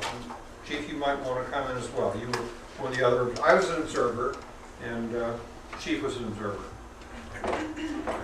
I think I'm living testimony. You're never too old to learn something, because I'm used to the top-down command situation. And I listened with some apprehension when Peter pitched that you got to go from the bottom up. And quite frankly, we talked about a bit about it. Emergency preparedness is that maybe we need to rethink how we're doing some of the certain things and train a few leadership positions, because they're basically going to take those volunteers. And as Peter, I think, articulated to us a while back, it's like a pickup game in basketball. Everybody shows up at the park and somebody says, okay, you're on my team, and get organized and go. And it actually worked remarkably well. At the end of the exercise, we had a significant amount of data on a command position, which then can be articulated or communicated back to an EOC once we get up and running, and it really would help us out on the other end of it. So it went well. I thought everybody had a good time. And the pickup basketball game is a great analogy. That works if people know what the rules of the game are. And that's where CERT training has been so helpful, because we first tell people, these are the basics. And the thing we added on to that was a little bit more ICS training, sort of saying, how do you get organized? Because people are always looking around for who's in charge. And we make the point, when it happens, you're an incident commander until you need somebody else. Then one of you is the incident commander. And when there's 10 of you together, one of those 10 people is the incident commander. And you have to learn how to self-organize. And if you do that, then you can take care of an awful lot of the stuff that needs to be taken care of. But most importantly, from the standpoint of the fire district, then when the fire district gets information, they know that, oh my gosh, this neighborhood's already been checked out. We have one serious incident. The rest of it is okay. We can use our resources accordingly. So as we try to explain it to people, they become the eyes and the ears for the first responders who are going to be overwhelmed. And they basically put things up there so priorities can be made at the higher level. And what was really interesting is when we first started this discussion, everybody was very apprehensive about taking responsibility. And by the time the morning was over, people said, hey, this is okay, we can do this. It worked very well. The second Atherton thing is we continue to have discussions about their El Camino Real study. There's some continuing pressure from at least one council member in Atherton and their public works people to see whether or not they can change the configuration of El Camino Real to make it, quote, safer. And we have tried to continually tell them that that is a primary response route, and if they try to reduce the lanes from 6 to 4, it's going to have it would have a profound impact on our ability to respond. And given the resolution that we passed years ago on emergency response routes, it's not something that we would be able to support. This is a whack-a-mole if I've ever seen one. You know, every time we think we've got it it pops back up again. And so at the last council meeting, the staff came forward with a recommendation to go out with an RFP for such a study. And Councilman Whitmer, who we worked very closely with on emergency preparedness things and stuff like that, asked the question, have you talked to the fire district? And the answer was no. And this is after repeated interactions between myself, the council, between the chief and the town manager, etc. So I think the chief will cover more of it in his presentation. You know, we really have to continue to protect the ability of this district to respond. And we're going to come on, you know, the chief will talk more about what his interactions with Atherton have been. And one of the other things that we've got on the table is the Menlo Park code thing, where we tried to resolve those issues, and I think done reasonably well with them. But we can't get complacent on this, because other people do not look at these issues from the same perspective we do. And they're making decisions without, because they don't have their own fire department. You know, they just don't have the right people at the table. They'll have a staff meeting and there's no one there representing fire. And so they just go around in this little merry circle and say, well, gee, why don't we do this or why don't we do that? End of little speech. Liaison, how about county? County, I spoke to, on October 6th with Warren Slocum and Ray Bueller, our mayor of Menlo Park, involving emergency response routes. And I had referred both of them to you, Chief, and the Chief's been working with not only Warren, but with Ray, involving our fire district issues, which is something that Peter's brought up with the adjutant. So I think we're going forward with that. Ever vigilant. I think they know. Ever vigilant. I think they know. Thank you. Thank you. I've got something for East Palo Alto. Okay, East Palo Alto. So I met with Mayor Laura Martinez just to kind of get caught up in terms of where they were with their hiring. And they have hired a new city manager. I think the chief mentions it in his report. And they're in the process of hiring a new police chief. I think they've pretty much narrowed it down to one or two candidates and should hopefully be giving it over to someone soon. So hopefully that'll happen sooner rather than later. And from Menlo Park, Mr. Bernstein. I don't. Okay, Report. that's fine. I just will say that the code, the approval, adoption of the code is on their November agenda, so that's imminent. Hopefully. All right, report from fire chief, discussion and direction. It was in your agenda items. Is there anything that you want to talk to or want clarification from the fire chief on? Any item that's on there? So it's agenda item number 11? Yes. Yeah. Chief, did we get a copy of their Atherton's RFP? Not yet. So George, to your earlier question, we've been going back and forth regarding having a meeting. The ball is clearly in his court right now. That's the city manager, Manager Roderick. And I just hit him, pinged him the other day, and he said he's still working on trying to put a meeting together. So I have not received that document, but I hope to receive that document. And to your earlier point, I think what's still lacking is this kind of totality of circumstances, what I would call it. It's one of my favorite legal terms that I learned from Myers-Navick. But, you know, John Johnson, the fire marshal, was at the county meeting today.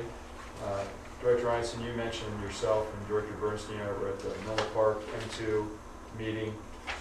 You know, as an overall issue, I think you hit it accurately, which is we just don't seem to know soon enough that there are issues and planning is going on, and we're not necessarily invited to the party sometimes. And the problem with that I see, whether it's in Menlo Park or East Palo Alto or Atherton or the county, is that whether it's a community group or what have you, decisions are being made, input's being given, but nobody's getting the perspective of the fire district when it comes to doing things, especially as it applies to roads and traffic and growth and so forth. In Menlo Park in the M2, I think we finally, I have to wait for the final document, have been able to insert that emergency response is one of the things that needs to be considered for the M2 or Bellhaven area as they move forward with redoing the plan. John was at the county today, as I said, where he spoke to the community group that really had no, the North Fair Oaks group really had no idea or no input from us regarding, you know, is it a good or bad idea to have Middlefield be reduced to 3 lanes through the area of North Fair Oaks. I think what they don't all realize when they're doing these things, and Atherton included, is you also have Atherton who's proposing to go from, as Director Carpenter said, 6 to 4 lanes. So if we reduce El Camino from 6 to 4 lanes, and we reduce Middlefield from 4 to 3 lanes, and we continue to have growth in North Fair Oaks, and you look at Redwood City that's got 6 or 8 sky cranes and is building, you know, multi-story structures, and as I listen to people that want to encourage people to ride their bikes, to walk, to take the train, take public transit, that's all nice. But I got to tell you, if you talk to the firefighters today and ask them how long it takes to get across the fire district, for those of you who live here, they're going to tell you it takes a lot longer than it did just a year ago. So, you know, I appreciate, you know, public transit, trying to encourage people to take it. The reality is, those things affect our response. So, you know, adding more people, which is good for business and is healthy for the community, is kind of counterintuitive to the saying, we're going to reduce lanes or we're going to put traffic impediments in for the fire district. One of the things that John and I discussed today, and I know he brought up to the county, is, you know, maybe there's a balance in there somewhere where we can improve some of these traffic control devices that were put in years ago in North Fair Oaks as maybe part and parcel to looking at, can we reduce to 3 lanes? Would that make it more effective? Can we put in traffic preemption? You know, but in all cases, the district just needs to be at the front part of these discussions, or what they don't seem to get, and I heard this in one of the conversations I had the other day, which is, well, we asked law enforcement. There's a big difference between a ladder truck and a patrol car, not only in weight, but in size and mass. So, you know, that's really the issue the district has, is that we need to be in the front end of these discussions. And we're doing it. I know the directors that attended the Menlo Park discussion, it's taken us 3 meetings, but I think everybody's probably tired of listening to us talk about how the emergency response needs to be on that priority list. So John's involved now with North Fair Oaks.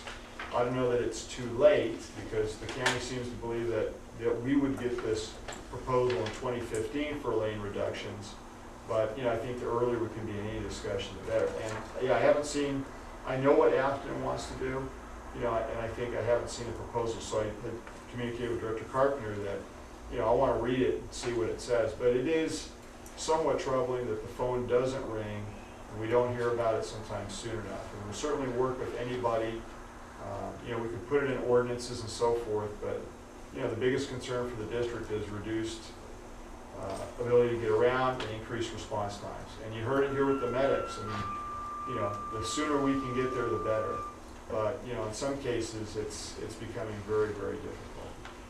So that's it for the kind of pulling the 3 jurisdictions together. A couple other just, you know, maintenance issues. On the annual holiday luncheon for the directors, it says it's the 10th. That's actually going to be changed. And on the Expo Holiday Safety Demonstration, we have a date, we'll get that to you. It's in November. We're trying to do it earlier this year because of the air quality issues that we've had in years past in December where you can't burn. And the last one is on, Director Carpenter asked that I speak to the Fleet Cooperative Purchasing Program, which was in your July packet. By next month, we will be, tonight we have vehicles on the agenda for purchase, but we will have an apparatus on the agenda for November. And what this does is basically, or what you did already for your action, set the stage as we try to synopsize in here with working with this organization that works with organizations all over the country to help them purchase fire apparatus so we get the best price for that piece of equipment. So that's on your chief's report as well. Because somehow, I guess, not everybody understood that's what that was about. So again, we're not trying to get around competitive bidding process, but we're certainly trying to make sure we get the best price, and this vendor does all types of equipment for us. So that's it, unless there's other questions. Thank you. Any other questions? I have a question. This is a little, maybe off the wall, but I think the events of the last 2 or 3 weeks down in Dallas involving Ebola have just blown me away. That kind of level of what I interpret as incompetence or ignorance or something down there at both the local level but also the federal level just are really surprising to me. And it affects emergency workers. And I don't know if you saw the thing on YouTube. They were taking one of the second nurse who was infected was being put on the ambulance. And there's someone walking right behind her, helping her up, who's totally unprotected. It was a YouTube thing. And even after they knew what the problem was and a second person had been infected, they're still doing it. Are we getting any kind of notifications or any kind of information? It seemed to me with Stanford here, with a lot of international travel, Stanford University, but also Stanford Hospital, that it's certainly possible that we could have visitors kind of stepping here from West Africa and so forth. Are we getting any kind of guidance on any of that? Well, we are, and we have a county health director. There's communications to the paramedics in the field thus far, to the organization. There's some things that we put out from IFF, IFC. Right? IFF has asked for a safety stand-down day. IFC, or the Chiefs organization, we put out some information that they put out there. But to your point, I don't think, in my personal opinion, because you're giving yours, I'll give you mine, I don't think if a firefighter's in charge of this thing, we'd be doing what we're doing right now, because it's a hazmat issue. So, deny entry, make safe, stand off, all the different things that you need to do haven't been necessarily done in a way that I think the fire service would do it. That said, we're like other responders. We're hoping to get better information because we have concerns about healthcare workers that were exposed and how did that happen and so forth, because we're the front line of defense. I mean, even before the people get to a clinic or a hospital, if they end up coming out of the house and they call 911, we respond. We don't want to overreact. We don't want to underreact. So right now, to your question, we're trying to coordinate that through county health. We're trying to coordinate that through the county chiefs. We're trying to coordinate that amongst the different responders in the county. And then they're working with the hospitals as well. So, I want to give you some assurance. I mean, we're on it. But at this point, is it all glued together nicely? No. It reminds me of HIV when it hit. It's, somewhat disorganized, somewhat chaotic.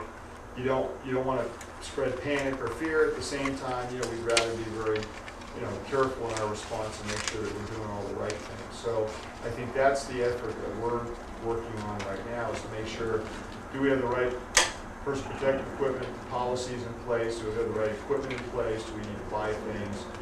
What are the protocols for dispatch? Some of those things are being worked out. There's been a lot of attention. We had a staff meeting. We discussed this last week. As much as can be done, and probably even more so is being done right now. But it hasn't all coalesced at this point yet. A single victim, for example, apparently is generating 8 barrels of hazardous waste a day. And the question is, where does that stuff even get stored? How does it get Well, you destroyed? don't store it, you should be burning it. Well, some people have said it's actually shouldn't be burned because it now puts it into the air. I'm not saying, that was one of the reports. No, a good incinerator, that wouldn't happen. That's right. You raised an important question. One of the things that I've been advising on protocol for Stanford Children's Hospital, and so really up close to people who are in a similar situation, and it's not an easy issue.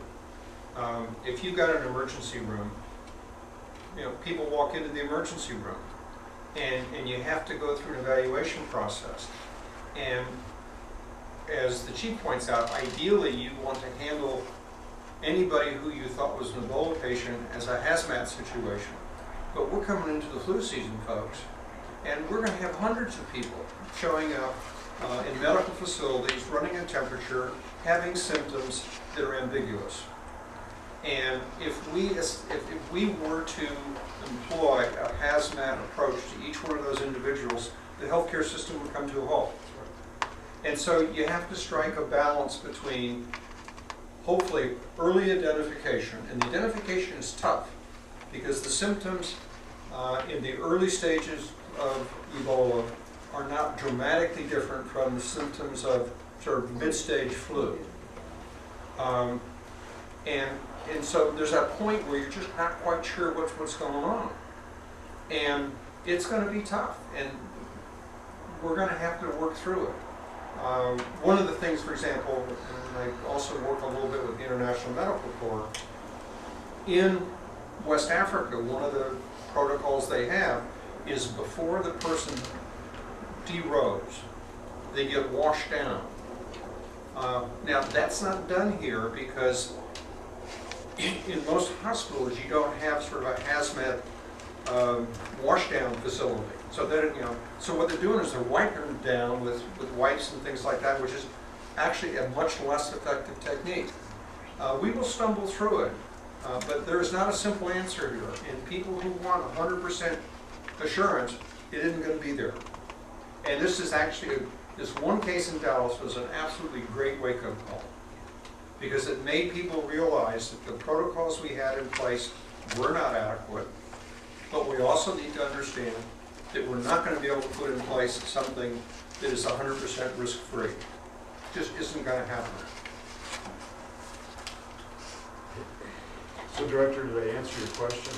Because I can't give you a conclusive. No, I guess what I'd like, at some point in the next couple months, when you have more information or when you know if trainings are taking place, if you could just keep us informed, I'd be interested in the progress on that. Yeah, I want to assure you, I mean, there's a lot of things that are going on. I mean, we're not just sitting back and, waiting, but the other part of this too is not to overreact, but to react with purpose. So, I mean, that's where we are right now. And I think, again, having seen this before, we've done some of this work before with the swine flu, bird flu, avian bird flu, and so there's been a lot of preparatory things, equipment as well. It's just a matter of updating some of that. But again, we work in a county system, so it's got to be from the door to the hospital that everything lines up with all the responders. But let me actually make a statement about that. It's not very respectful, and I promised at the last meeting I'd try to be more respectful. But one of the things that concerns me about a kind of quasi or paramilitary organization is this notion of top-down authority and so forth. And I don't know anything about the county, and I'm not making a comment upon them. I just don't necessarily have a lot of confidence that they know what they're doing necessarily. And I'd like to have good thought come into play on some of this. One of the things that the county had us do as CERT people, which seemed wrong to practice, frankly, was that we had we dealt with an epidemic situation. What was the epidemic that was anthrax? There was an anthrax epidemic. So what did we volunteers do? We went door to door ringing doorbells in an epidemic situation, and somehow to be practicing something that actually doesn't make much sense troubled me. But I think reasonable people wouldn't do that. It just concerned me that the county was asking us to do that. And I would like some good thought to come to bear on this. And so anyway, I just be interested in the progress on these kinds of things. And I can report back on that once we start moving along, because again, there are things that are going on right now. I don't want to get into it, but we've been watching, we've been getting information, we've been having employees get training information and so forth. But I wish I could tell you everything's lined up, but it's not yet. But there's a lot of voices asking for that to be lined up. Is there any of this that's sensitive for security reasons or sabotage? No, I think it's more. I'll give you an example today. There's discussions about, for example, law enforcement getting certain kits and so forth. I mean, there comes a point where, why are we doing the things that we're doing, and how does that benefit the broader group when, the ALS providers are the paramedics in the field? I mean, I'm not sure that's the way to go, but, again, I'm not in some of those conversations. But there was a big meeting at the county that occurred yesterday, so some things are going to come out of that. So at least the broader group has met, they're talking and so forth. Yeah, and the other thing, historically, you talked about the AIDS situation. About 8 or 9 years ago, when we had the avian flu, swine flu thing, a group of us here locally wrote a citizen's guide for dealing with pandemics. That's now been translated into about 15 different languages. Millions of copies have been distributed around the world. It's available online. And 99% of it is applicable in the case of Ebola, because Ebola is not an airborne spread virus. And so in that citizen's guide, one of the things we talked about was self-isolation, how the neighborhood should deal with a family that has indicated they have the infection, to avoid exactly the situation that you described. So the tools are out there, and I probably get every day another notice from CDC, and here's more information, here's more guidance, etc. There's a lot of information flowing out there, and if anybody wants, we can certainly reconnect you to some of these things. I think it's buried someplace, even on the Menlo Fire website, the Citizens Pandemic Guide. And I've asked one of the people who helped us write it if perhaps we might do an update for Ebola. It would be just a very small appendix for dealing with things which are bodily fluid transmitted versus airborne. Thank you. Okay, that brings us to the consent calendar. Move approval? Second. Okay, Director Ianson, I just would like to note that Director Bernstein did give me some minor edits to the September 16th minutes. So they are amended with some very minor edits, but I just wanted to note that for the record. and I will need to recuse myself on item 18, the consent calendar, but the 16, excuse me, 16. I would like to take 4 items off this. I'd like to take 14, 17, 19, and 21. Excuse me, not 21, just the 4. 14, 17, and 19. Great. 14, 17, and 19. Yes. Okay. What do you got on 14?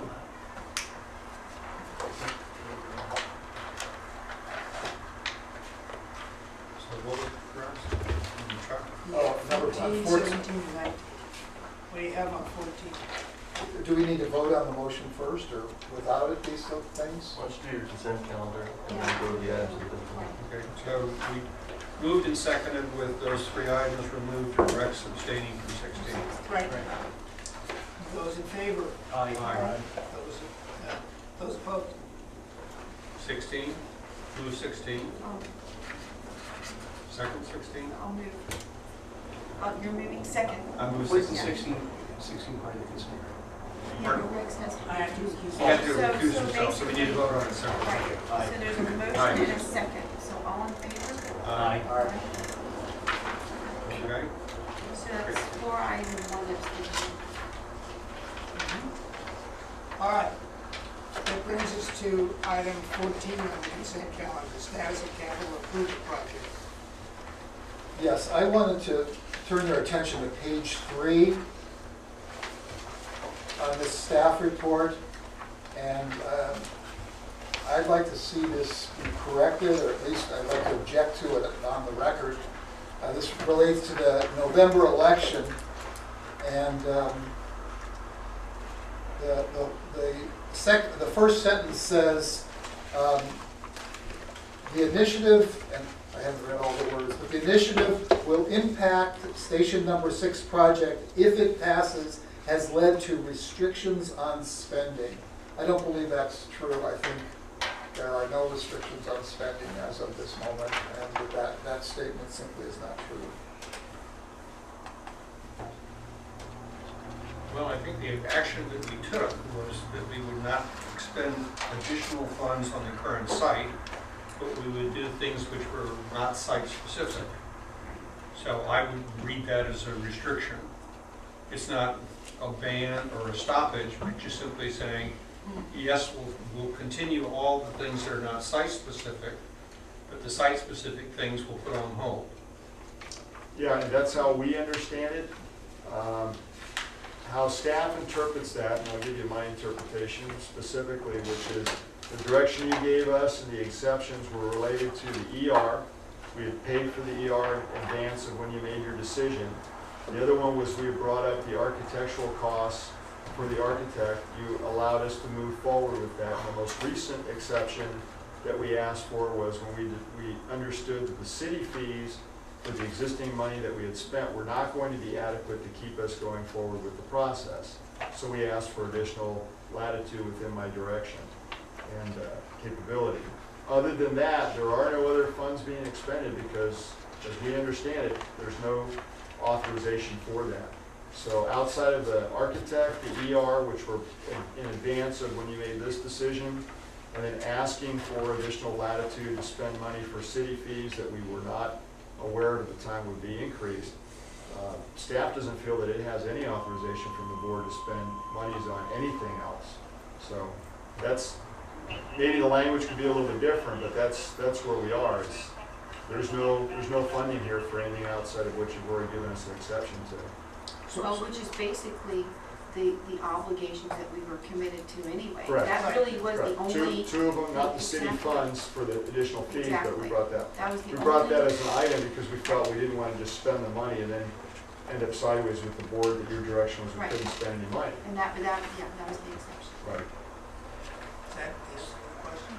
Well, it's not a question. Let me just say, I'll make the statement. This is sort of anti-initiative propaganda. It's BS. It's not true. And I can't make a strong enough statement. I just think the fire district should not be sanctioning comments like this that are in a different political jurisdiction. I get to finish my statement. You can say what you have to say. I don't believe we've restricted $1 on this project. I believe it's going at full speed. It's going through the normal process with the city right now. As I understand, we keep getting progress reports. We've got another report right now that says it's scheduled for, I actually don't, but we're seeing progress on this. And this idea that restricted spending, like we're not spending money on it, I think is simply false. So approval, item 14. Second. Those in favor? Aye. Those opposed? I'm opposed. Nay. What, Directors, one point of clarity. So John Hitchcock wrote the report. I honestly didn't pay that close of attention to this statement and certainly didn't read it like that, just so for Director Bernstein's benefit. John doesn't have a dog in the fight. He wrote based upon what his understanding was of where we were and what's going on. He wrote this. So he's not pro or anti the initiative. He just wrote as a staff member what he thought was, you know. And it's consistent with the motion which we passed. So, I mean, we'd be happy to change it, but it seems too harsh, but, you know, that is kind of the reality we're operating. Well, I certainly take exception to the political characterization. I think that John has written this consistent with the motion that was passed by the board. You can interpret it how you feel, but I just think that that's an improper characterization. We passed on it, the motion's forward, and item's finished. Item 17.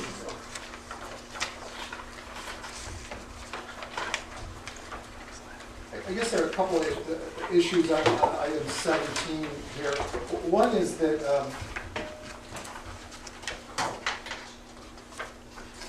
really two issues I want to bring up. One is I'm not sure how we created the bids for these vehicles.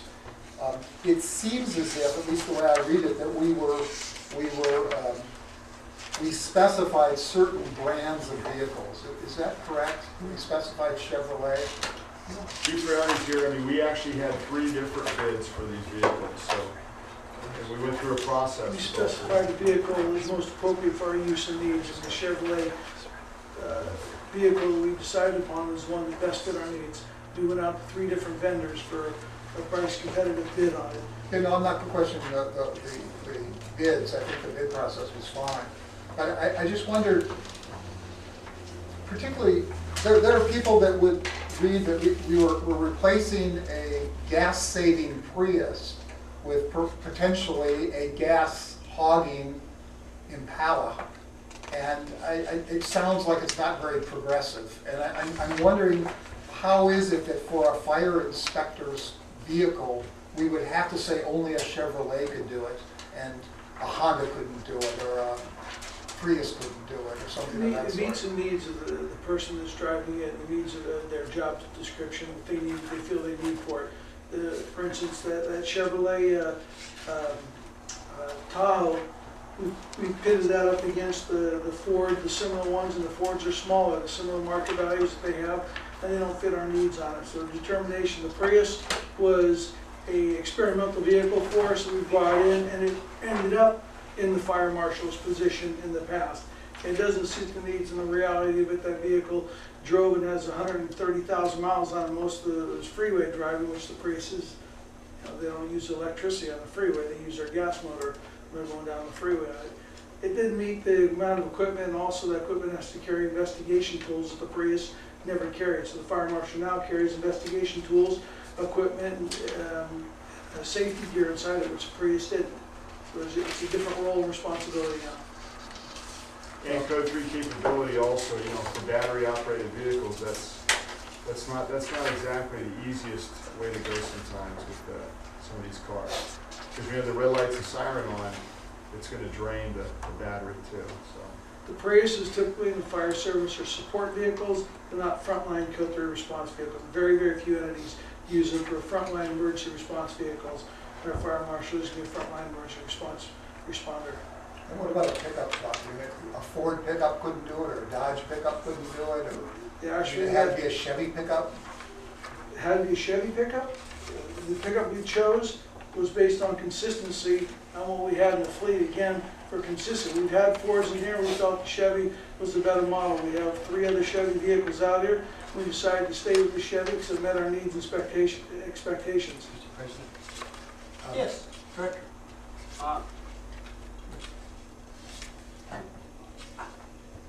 I'm a little, a lot of these informational questions from the chief and his staff, I mean, should have been brought to the chief and the staff relatively before our meeting.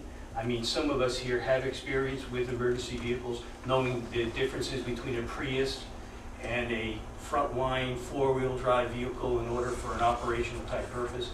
I wish you would contact the staff and get this information so we can continue on with our agenda.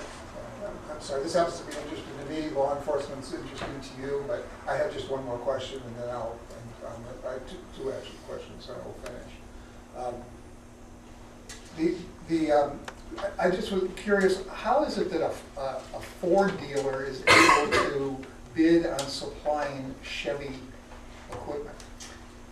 It's just what happens that their fleet services, the same owner who owns the Ford dealership here also owns Boardwalk Chevrolet, and their fleet representative is based at the Ford dealership, but he services all the different manufacturers.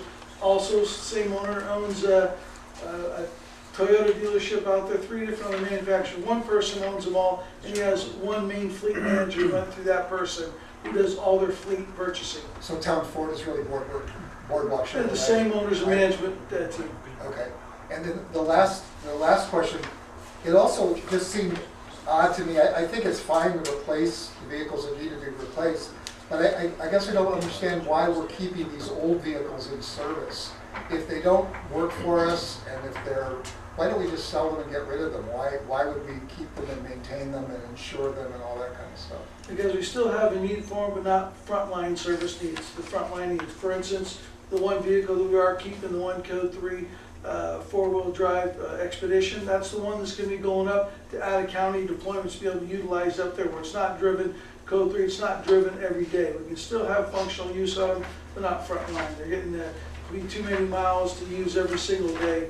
For dependability, we use them for support vehicles. We need them for utility vehicles around the district, to go and pick up lumber, to go move equipment around, to go shuttle people around, but not for an everyday emergency response vehicle. They still have life left in them, and we're still trying to get every bit of money as we can out of them, every bit of use we can, instead of just selling them off. We're going to run them until they become unsafe. And with this mileage, I don't suspect you have much value in the marketplace. There's more cost and expense removing the Code 3 equipment out of the vehicle than we end up garnishing by selling the vehicle. We spend more money on our mechanical fees to do that, so we choose to run them till they become no longer useful to us. And we can replace them. We're trying to be frugal and good shepherds of the taxpayers' money and not just buy it for the sake of buying it and use the equipment as best we can. Move approval, item 17. Second. Those in favor? Aye. Aye. Those opposed? All right. Directors, one last thing too, this was in the budget, so this was already pulled out in the budget, was in the budget, was submitted to you approved. Item 19. Consider adopt a resolution amending the purchasing and contract procedures and authorities for administrative. Item 19. Yeah, I hope you will indulge me here. I made a mistake. I meant to say number 20. I'm going back and forth with the Finance Committee materials and this. Can we do, can I say I've made an error and deal with number? Sure. Consider discussing purchasing Series A and B bonds in the open market. You've already, I'm sorry, Yeah, but you you've haven't already approved. passed Approved and one. approved. Hold on. You're right. 20's been approved. 20's been approved, but you can have a reconsideration of 20 in order to meet his request. 19 would now be part of the consent calendar, so you can have a motion on item 19, approve that, and you can pull item 20. I move that we approve item 19. Second. Those in favor? Aye. Opposed? Okay, now you can reconsider your vote on item 20 if you want to take Mr. Bernstein's questions on it. Do you have a motion to You need a motion reconsider? for reconsideration because you've already adopted it. I'd like to move to reconsider. You can. Only the prevailing party can move reconsideration. You can't vote. I voted for the consent calendar. Well, that's right. I'm sorry, you did vote for the consent calendar, so it was a unanimous vote. That's correct. So you can make a motion for reconsideration. That would be in order. I'll second. So now you're going to vote on the motion for reconsideration. If the vote is yes, then you're reconsidering item 20. All right. Those in favor of reconsidering item 20? Those opposed? Shame on you. All right. The consent calendar is adopted. That brings us to our regular agenda. Item number 22. Consider and approve a resolution for California Task Force 3 Urban Search and Rescue Sole Source. So moved. I need to recuse myself from this. Second. Okay, any discussion? Any motion on the table? Okay, all in favor? Aye. Anyone opposed? Unanimous vote. So you got 4 and 1 abstention. Yep, four ayes and 1 abstention. Item 23, consider and discuss and seek public comment regarding the use of aerial drone quadcopters.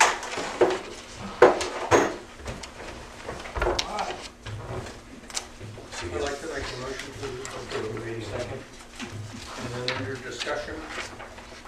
Yes. Yeah, I would just like to thank the chief and the staff for putting this out with this visibility. This is an item which is well within the chief and the staff's authority.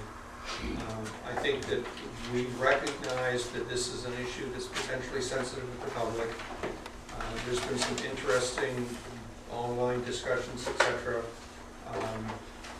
And I just think we're very well served by being upfront about this, making sure people know what we're doing, why we're doing it.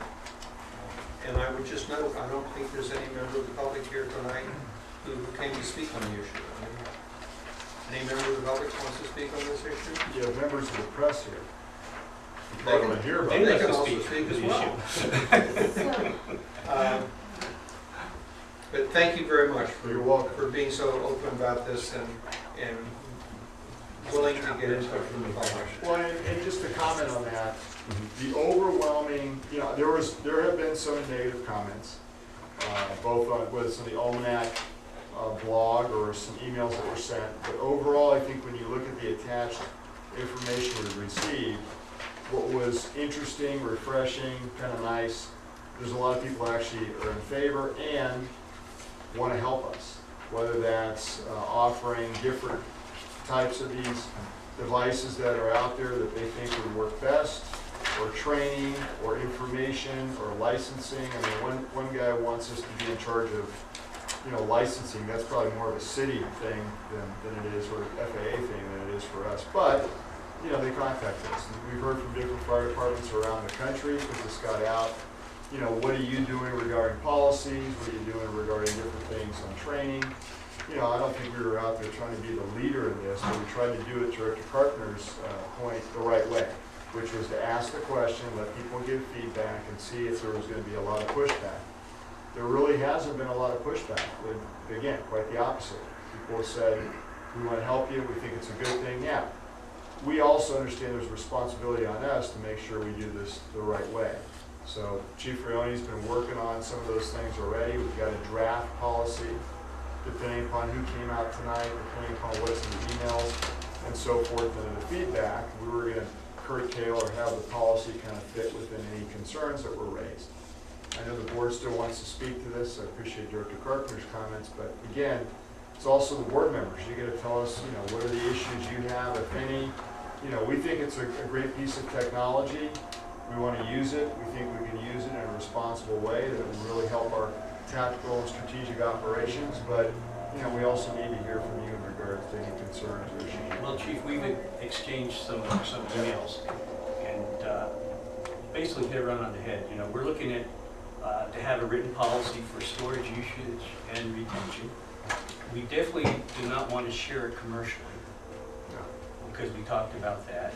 And we have our neighbor here in Menlo Park that passed an ordinance relative to some of the privacy issues of storage. The state has some guidelines for a year if it's not used, 5 years if it's used in some way. So we have a lot of things that we need to consider, and thank you for doing the press release and sending it to the public, and thank everyone that did send emails to express their concern and basically how they feel about it. And if a lot of people don't understand is AB 1327 that was passed by the Assembly and by the Senate this year was vetoed by the governor, and it talked about the use of drones. And the governor did veto 1327. So more or less in the law enforcement end involving obtaining the search warrants. Right. So as Peter said, here's our open transparency again to the public. So, thank you, Chief. You're welcome. You understand. Your turn. So Harold, thanks for bringing this forward. I think it's, got a lot of positive emails, and I understand some, I've gotten some emails that were less supportive, but I think that this kind of technology gives us the opportunity as a public agency to really show how it can be used in the best way and the correct way. And this board has an opportunity to give its input and vote on, we'll set policy and how this could be as appropriate. So I think we could be an example to other for emergency response agencies. So I think it's a tremendous opportunity for us, especially living in the Silicon Valley. So thanks for bringing that forward. I don't know, do you have you're standing up, you can make your I was presentation. prepared to answer questions for it. Yeah. So then I get the last comment, is that it? Chief, you and I have discussed, and I suspect that this probably is already in some of your draft, the kinds of things that I think will be very reassuring to the public is you being clear in terms of the circumstances in which these drones are used. And secondly, that we have a feedback system so that when they are used, the board and hence the public is notified that we deployed the drone yesterday, we did X, Y, and Z with it, and so that everybody knows exactly when we're going to, under what circumstances we will use it, and whenever it is used, it's a matter of public record that it was used. Yeah, kind of bringing the community along. Sure. And that goes to the openness too. And I must say, I had some work done at my house in Atherton, and the contractor, after they finished, they brought in a drone to do some aerial photography of the work. I was stunned at that perspective. And one of the things I read in here, somebody said, well, use Google Earth. What you're missing, what that person's missing is that we want these not for static information, we want this for dynamic information. We want to know what's going on right then and there. When you're when you're 200 feet looking down on a structure and you can see where the fire's going, where things are happening, you can't get that from Google Earth. It's not real time. And we went there. We had gone to Google Earth. It's a great tool, and I'm not going to say it's still not a tool we would use. But to your point, it's the real time where you can see not what Google Earth had in photograph a year ago, what's behind the structure, but what's behind it today. So seasonally, maybe it's dry grass. You can see the firefighters deploying hose lines. You can see where the fire's coming out. There's a lot of different benefits to real-time information so you can make better decisions, and I think that's the whole key. Ideally, if it helps save a life, protect life, that's what we're looking at. That's how we want to use it. That's the ultimate goal, is to make it a tool it's not a toy, it's a tool, it's used for positives, and the fire service uses it. You know, these are being used in Australia, they're being used in Canada. They're probably further ahead, as I've done some of my research. Frank's done more on the operational side. There's a variety of manufacturers out there. You know, Google has contacted us too, to see if we're interested in some of the devices they have. You know, we're probably less interested in a fixed wing for a larger reconnaissance or larger area search.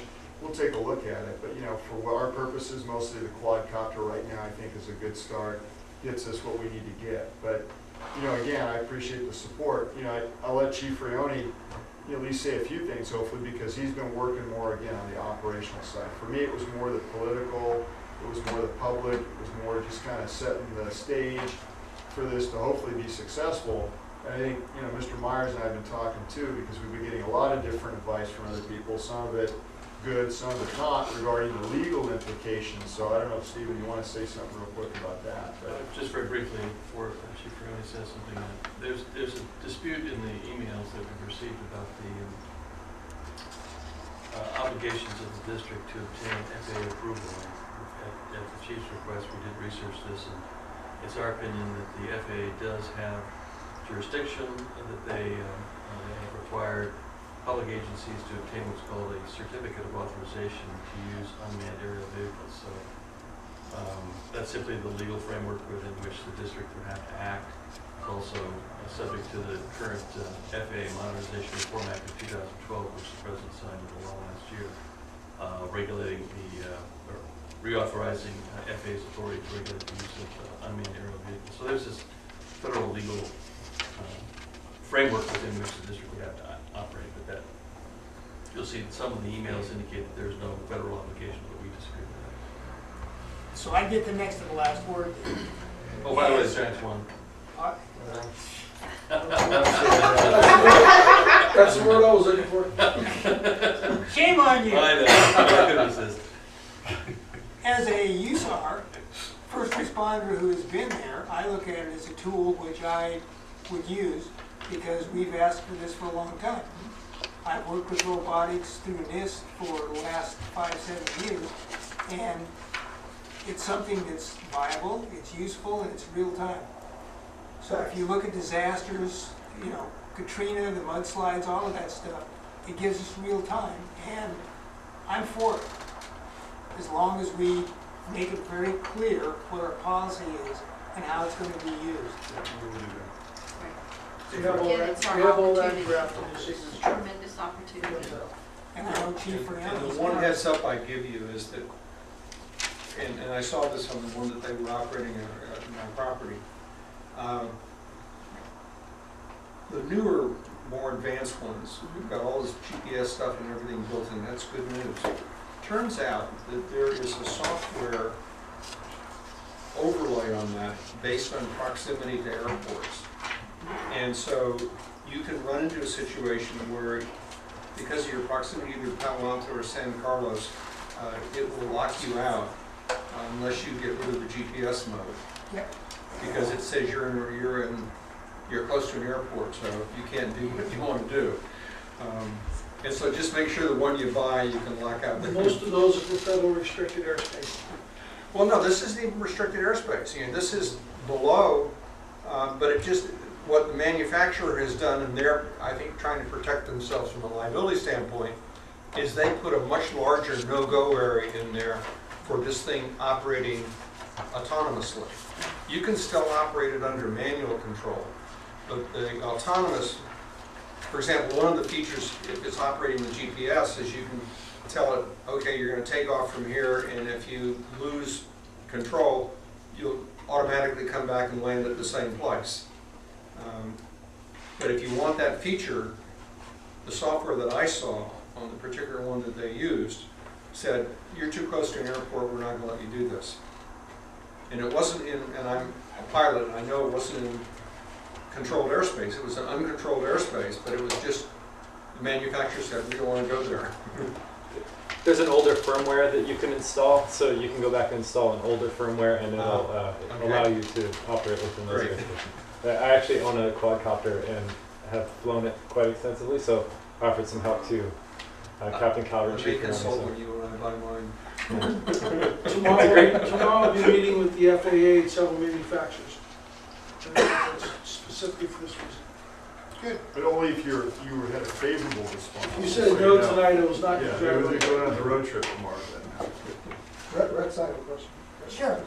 I was curious, how long does it take, if the device should be disabled, how long does it take to replace it and re-customize it to the extent that it's customized? Well, it depends on what we buy, but I'll look at Chris since he's flying. They're over the counter. They're over the counter. So you can replace it in a day? Replace it in a day. You can go down and buy one just a couple miles up the road at a hobby shop up here. You can order them, overnight them. They're not expensive. They're not super high-tech pieces of equipment, and they're breakable, replaceable. And So we don't need to buy two just in case as well? Well, we're going to start with one. One. And we'll go Start from there. small. One of the We're going to firefighters use said, his for training, then we'll get ours. one of the firefighters said something to me that I thought was an interesting comment, which was, someday maybe we'll have these on every fire truck and it'll just be autonomous where it goes up and we can see from an elevated perspective what's going on.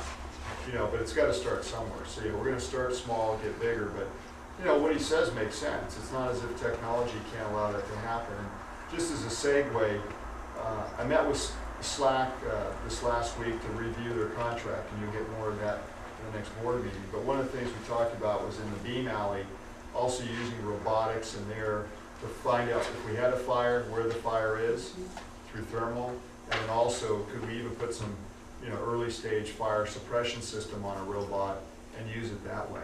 So I mean, we're going to start seeing more and more of this, but I'd rather send a robot down in that beam alley if we get a fire down in there than a firefighter.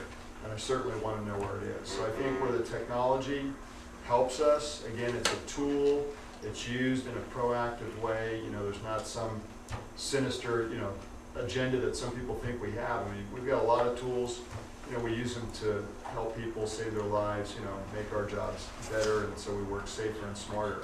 That's what we're trying to do. Have you, the SRI people connected yet? I'm sorry? You and the SRI people? Well, that was, in fact, when I talked to Slack about that, we're going to try out different robots, and they have different robots at SRI International, so we're going to see if we can do something They got some together. really sexy stuff over All right, there. let's move on to 25. Okay. Thank you. 24. You have a handout, which is an amendment. Yeah, let me explain that, if I might. You may. Yeah, your fire prevention division did a great job of putting together the revisions of the fire code as a result of their discussions with the city of Menlo Park. And it took their lawyer to screw it up a little bit today.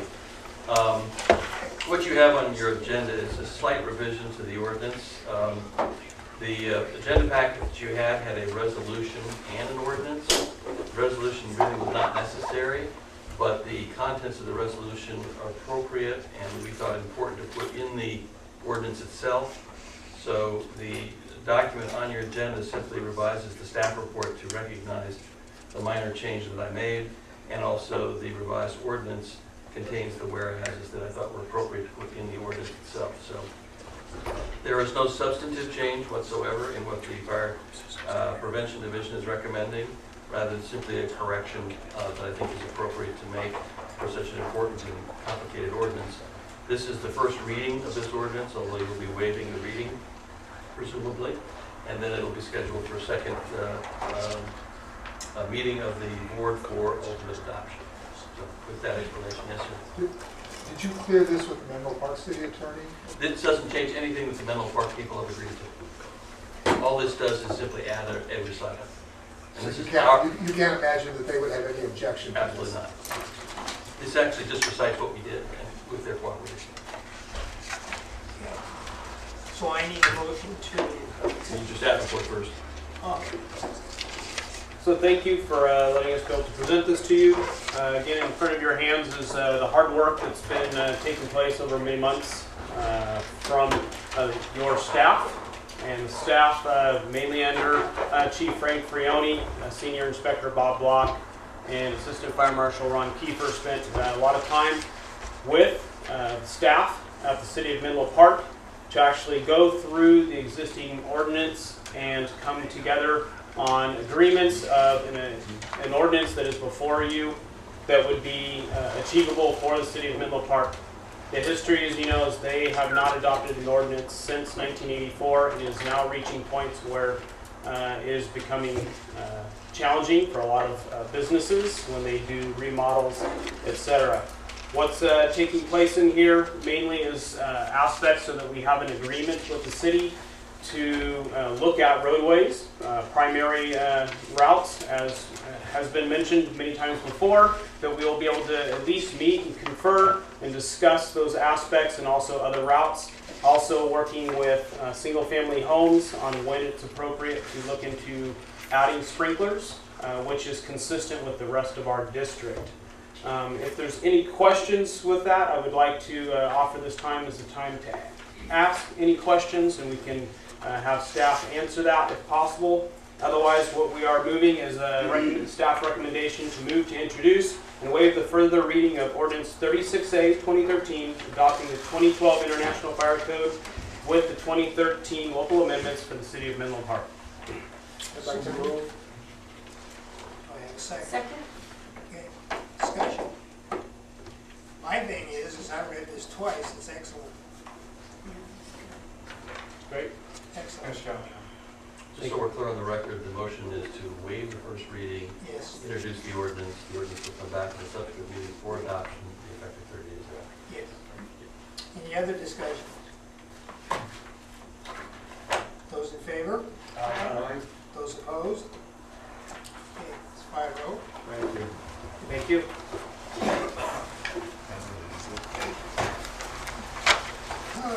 That brings us to 25. Thank you. There is a supplement, there is a letter that I think you have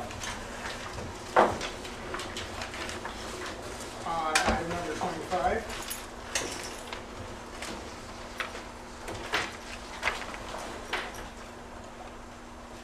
It's a request to nominate Director Solano to the LAFCO board. So moved and seconded. Is there any discussion? Those in favor? Those opposed? Okay. I wanted to ask Director Solano, you didn't respond, are you recusing yourself from the vote, or?